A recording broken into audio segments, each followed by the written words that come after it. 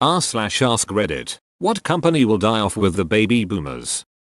Probably the Home Shopping Network. No, they'll just rebrand to Amazon TV. Oh shit. Sears. That's going to be gone before them at this rate. Been that way for over a decade, yet they still hang on. The store might appear as the final boss monster on the last season of The Walking Dead. My dad loves Sears. He wanted to buy my daughter a high chair, my son pants and a dryer belt all in the same place. He was also excited to use his points and exclaimed they're just giving this stuff away at least 4 times while walking at a speed I was not comfortable with. My dad also always turned into a speedy walker while in Sears. Same thing with Harbor Freight. No one in the family has bought a flashlight in years because he keeps getting them for free there. He just really loves those stores. Playboy. I'm surprised it's still a thing. They actually tried getting rid of nudity and becoming something like Men's Health GQ Maxim. But after a couple of months they realized that not only did those other magazines already exist, but everyone knows that Playboy has lurid nipple exposure in it, and they're either going to be disappointed that they're gone, or they don't want the stigma and the experience of saying you don't understand. They don't show boobies anymore. It's a classy magazine. You have to read it for the articles now. Over and over is exhausting.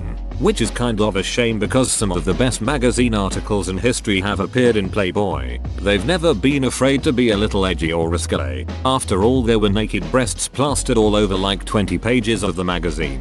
The guys who bought it for those disgusting horse nipples ended up reading some good reporting and adventurous prose in between sessions of furious masturbation. Harley Davidson. They've already been bailed out by the Gov once or twice now, and I don't think they're replacing their customers with a younger base as much as they'd like. I don't know if you've read anything about Harley Davidson lately, but apparently they have a big plan to redo their whole image and change to a completely different line of bikes. I heard they're planning on releasing 100 new different models over the next decade or something, and I'm not exaggerating. The number I heard was 100. Many of these are electric bikes, or sport bikes, or otherwise totally different from what they've done in the past. I'm not making any predictions, but it should be interesting. They will live on as America's largest cosplay supplier. Fingers crossed on high house prices.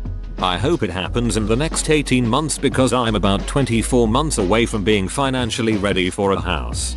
Don't count on it, and if they do, foreign investors will just sweep in and buy them all up. Yahoo!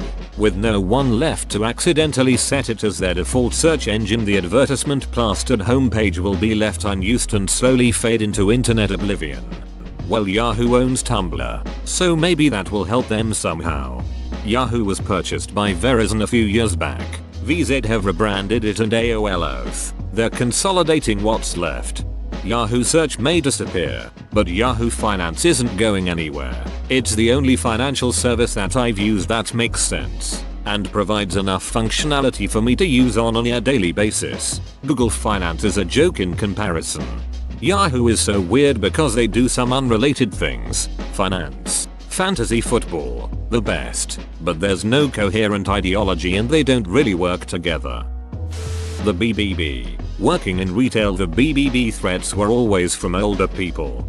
Every time I see a post on FB about someone getting bad service or whatever, someone will insist that BBB needs to be notified. Like alarms will go off, and a regiment of customer service officers will be dispatched immediately to the location.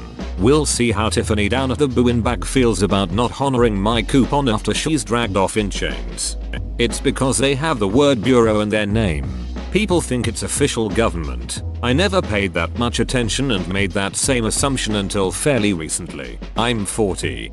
Yelp from before the internet. Their ratings mean duck all and can be easily purchased. To prove the point, a group of Los Angeles business owners paid $425 to the Better Business Bureau and were able to obtain an A- grade for a non-existent company called Hamas, named after the Middle Eastern terror group. The BBB also awarded an A- rating to a non-existent sushi restaurant in Santa Ana, California, and an A+ to the skinhead, neo-Nazi website Stormfront.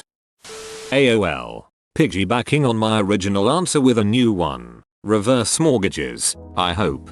But, All those hours of free AOL on CDs I haven't used yet. I called the number on one of those CDs to ask if I could still use my free hours. The lady on the phone had absolutely no idea what I was talking about. Reminds me of Who Framed Roger Rabbit for NES. Jessica Rabbit would give you her phone number, and you were actually supposed to pick up a phone and call it. Now it's a phone sex hotline. Kill the diamond industry. If you really love them, you'll want a stone as perfect as they are. Buy synthetic. Take a GUI's who the world's biggest supplier of synthetic diamonds is. De Beers. So don't buy diamonds. Buy cubic zirconia or moissanite cheaper, not controlled by De Beers, and just as or prettier than a diamond. The only excuse anyone can give to pick a diamond over a simulant is because the diamond is more expensive, which is an excuse that needs to die too. Reader's Digest. I used to only read the jokes pages of Reader's Digest. At grandma's cost, bored out of my mind. Cable TV. Cable itself may die, but those companies are just shifting to streaming anyways.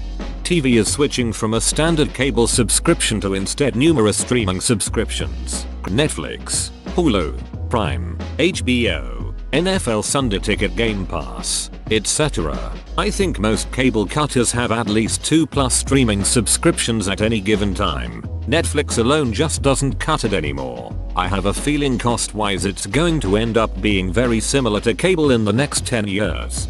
Cost was never my problem with cable. It's about $30 here. The problem is commercials and a fixed schedule. Now I pay almost the same for streaming services, Netflix, HBO and Amazon, but goddamn the convenience and not having to watch commercials. Mail order collectibles. I think especially since the Beanie Baby fiasco, Gen Xers and millennials now know that anything marketed as collectible that promises a high second market value is completely untrue. I used to be a charity shop manager. People would come in with these plates and figurines thinking they were valuable because they were collectibles and came with a shitty little certificate. These things barely sold, mainly because they are tacky and ugly, meaning they were basically worthless. If you read articles written by the baby boomers, then Applebee's, Chili's, TGI Fridays, McDonald's, movie theater chains, every large retail chain, but especially JCPenney, every golf course ever, companies that make mayonnaise. Apparently, the way these articles keep going, it seems capitalism might die with the boomers. I read that millennials hate mayonnaise article today and I about died. Blockbuster. Oh wait. Radio Shack. Damn it. Toys R. Goddammit, what's left? Sears? Sears is dead in Canada. The company who makes checks. I'm 72 and I haven't even thought of using a check in a decade. It's cool you're here, bro. I mean, sir. Yeah, I'm still going off the same book from 2005. Once a year or so some off-the-wall company will want a personal check, usually if they need paid and don't have CC processing or want to handle cash. The entire child-sized hand grenades industry. You know, I won't even question this one. Baby boomers. Vacuum stores. Yes, it is a thing. I saw it in the 80s, and I have been shocked to see it in the 90s and throughout every decade since. I can't believe they have outlasted Radio Shack. That and lamp stores. Who shops there?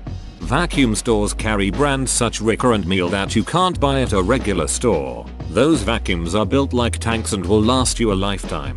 I was once buying a $150 vacuum every year or two. I said no more. Went to one of these stores and bought a Ricker for under $400. I have had it for over 10 years now. I think I have taken it back into the store for service only twice and they charge me nothing for those visits. I hope these stores stay around. Screw those cheap Walmart vacuums. And Dyson is terrible as well. Overpriced junk.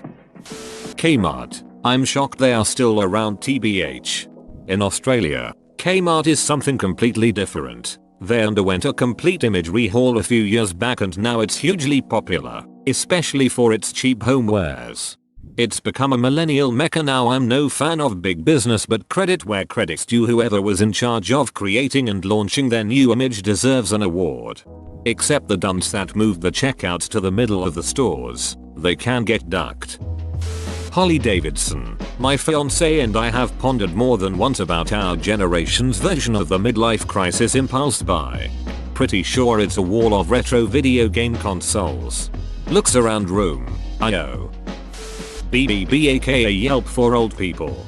BBB is a complete and total scam. I own 2 business and 1 is accredited, meaning I pay a yearly fee, and no bad reviews posts, before I get my say, and because of the fee no bad review ever goes up.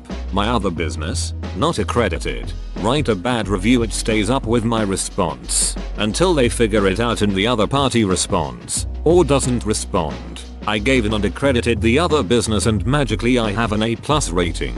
They are scam artists. I didn't pay for shipping a part back to a customer. That's the way my business is. We never pay for shipping parts to us or back to the customer. Yet, this feud went on for 9 months. $1,500 for shipping turned into $3,200 in fees and etc. It was cheaper to pay the BBB for accreditation.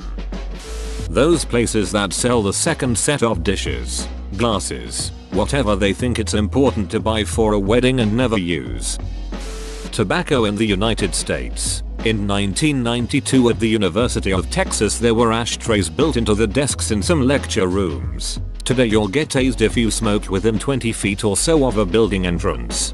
Honestly, big tobacco is just invested in vaping now. They aren't going anywhere anytime soon. Probably pay TV, Foxtel and the like, $190 a month for a service that still runs ads. And I have no choice in what's on. Garbage. For $20.30 a month you can get Netflix, Stan, and more. The De Beers Diamond Cartel. So if you want to get married, you buy a diamond. That's been a thing for a long time now, and they convinced a lot of people that a shiny rock on a metal ring was worth 3 months of your salary. As it turns out, diamonds are forever. Just like the tagline says, as the boomers die, the number of these diamonds that are available are going to skyrocket. Diamonds aren't hard to find. In fact, the De Beers cartel keeps loads of them so they won't lose their value by flooding the market. So one of the things that millennials get blamed for is killing the diamond industry. In reality, diamond jewelry is going to flood the market as the boomers die off. You're going to see a ton of recycled jewelry in the coming decades. Maybe De Beers will catch a break and figure out how to pitch their shiny rocks to the growing middle class in China and India. But in the US, diamonds are not going to be worth much in the coming years. De Beers, with any luck. The coal industry in America. Gibson. They make relatively good guitars for eye-watering prices. They simply are not competitive, and haven't been since the 80s. Japanese, English, Indonesian, Korean and even other American manufacturers pump out better instruments with better QC for far less money. They went into administration this year, and it is exclusively baby boomers who are nostalgic for the good old days of music who pay for their guitars. Montgomery Ward. Oh wait. Not a company as such, but the Church of England, my local church, in a fairly big town, is in terminal decline. 95% of the congregation is over 70. Last year the number of funerals in the parish was about 3 times the number of christenings or weddings. Anyone under the age of 70 who turns up at a service does so just so they can have a church wedding or christening and never go again afterwards, or they're there to get the school place they want. That's why we go. The other churches don't do so badly, but the COF won't be around for much longer. Rite Aid. They've failed at 2 mergers takeovers in the past 2 years, so they probably won't last very long. Whoa, you made it to the end? You're a ducking beast. I'll cut you a deal. Smash like and subscribe for more curated content, bruh. It's free and that's a great price.